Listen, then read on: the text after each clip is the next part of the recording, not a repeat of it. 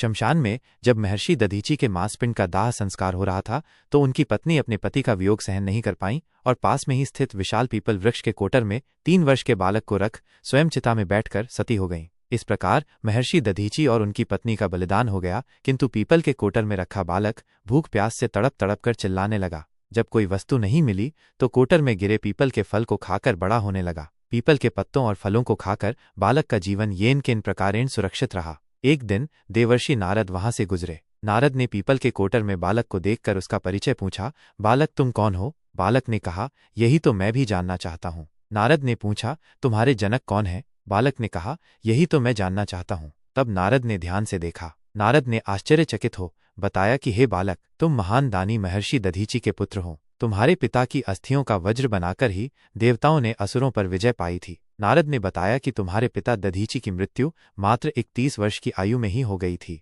नारद ने कहा, तुम्हारे पिता पर शनिदेव की महादशा थी। बालक ने कहा, मेरे ऊपर आई विपत्ति का कारण क्या था? नारद ने कहा, शनिदेव की महादशा ही थी। इतना बताकर देवर्षि नारद ने पीपल के पत्तों और गोदों को खाकर जीने वाले बालक का नाम पिप्पलाद रखा। नारद के जाने के बाद बालक पिप्पलाद ने नारद के बताए अनुसार ब्रह्मा जी की घोर तपस्या कर उन्हें प्रसन्न किया। ब्रह्मा जी ने जब बालक पिप्पलाद से वर मांगने को कहा तो पिप्पलाद ने अपनी दृष्टि मात्र से किसी भी वस्तु को जलाने की शक्ति मांगी। ब्रह्मा जी से वरदान मिलने पर सर्वप्रथम पिप्पलाद ने शनिदेव का आवाहन कर अपने सम्मुख प्रस्तुत किया और सामने पाकर आंखें खोलकर भस्म करना शुरू कर दिया। शनिदेव सशरीर जलने लगे। ब्रह्मांड में कोलाहल मच गया। सूर्यपुत्र शनि की रक्षा में सारे देव विफल हो गए। सूर्य भी अपनी आंखों के सामने अपने पुत्र को जलता हुआ देखकर ब्रह्मा जी से बचाने हेतु विनय करने लगे। अंततः ब्रह्मा जी स्वयं पिप्पलाद के सम्मुख पधारे और शनिदेव को छोड़ने की बात कही, किंतु पिप्पलाद तैयार नहीं हुए।